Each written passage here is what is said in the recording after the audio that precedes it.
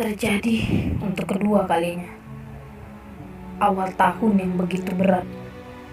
Mungkin di pikiranku sekarang, alam sedang emosi melihat tingkah penghuninya yang mulai melewati batas. Rasanya bencana datang bertubi-tubi. Belum lagi selesai masalah pandemi. Awal tahun disambut oleh kabar yang mengenaskan. Mulai dari burung raksasa yang mengantar penumpangnya ke tempat peristirahatan terakhir. Aku pikir sampai di sini, tapi malah disambut berbagai macam bencana lagi. Sumedang, Kalimantan Selatan, Sulawesi Barat, dan lainnya merasakan kepedihan di awal tahun yang begitu menyayat hati. Tak sanggup rasanya melihat para korban berjatuhan. Suara tangis yang setiap hari terngiang dari keluarga yang ditinggalkan. Aku rasa alam memiliki keinginan untuk menghapus sebagian umat manusia agar dia pulih kembali dari yang seharusnya.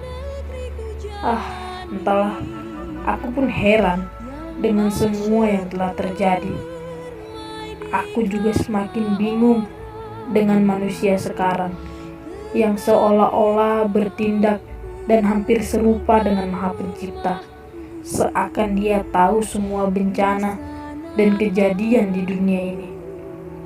Aku juga prihatin melihat manusia lain percaya akan hal itu. Ya, memang kita harus waspada, tapi apa dengan membuat manusia lain ketakutan atau bahkan percaya seolah-olah hal yang dikatakannya akan terjadi bisa membuat situasi, kondisi lebih tenang?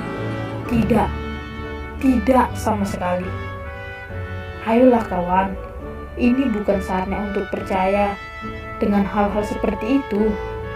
Malah saat ini, kita dituntut untuk semakin percaya akan keyakinan agama kita, akan Maha Pencipta kita, agar kita selalu dekat kepadanya. Karena Tuhan tahu, umat yang disayangi dan dikasihinya semakin menjauh darinya. Bahkan ada yang membangun tembok pembatas untuk tidak dekat dengannya. Awal tahun yang begitu diharapkan untuk pulih kembali malah semakin gusar dari tahun sebelumnya. Semua orang berdoa dan berharap supaya tahun ini menjadi tahun terbaik setelah menghadapi kegusaran, kekacauan di tahun sebelumnya. Tapi Tuhan berkata lain. Ya, aku jadi semakin percaya bahwa setiap jam, menit, bahkan 1 detik ke depan tidak ada yang mengetahuinya kecuali Sang Pencipta. Negeriku, rasanya sakitmu yang dulu semakin parah. Lukamu yang dulu sempat tertutup kembali terbuka lebar, bahkan sangat lebar. Sakit sekali rasanya mendengar para korban yang semakin bertambah, tangisan yang tiada henti setiap harinya. Ditambah lagi di ibu kota berlabuh harapan, wakil hati sibuk berebut kursi, katanya untuk negeri. Nyatanya hanya narasi.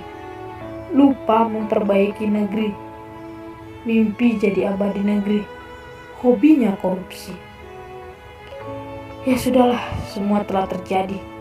Semakin kita meratapi, semakin kita tidak dapat berpikir bagaimana cara keluar dari masalah ini.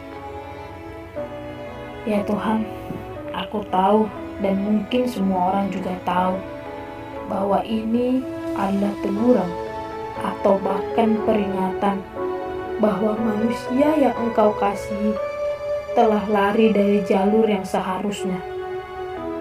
Aku berharap supaya Engkau memberikan kekuatan, kesadaran, kesabaran, dan keikhlasan dalam menghadapi semua cobaan ini.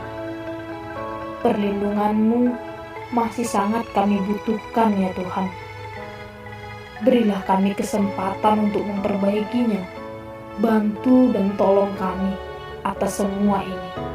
Aku percaya di balik hujan yang deras ada pelangi yang menunggu dengan parasnya yang indah. Kawan, aku juga berharap supaya kita bisa melapangkan dada, kembali ke pikiran yang jernih. Negeri kita sedang berduka.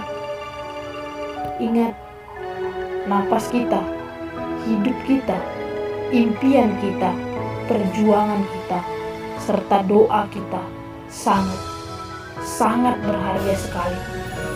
Mari bangkit untuk menuju Indonesia maju.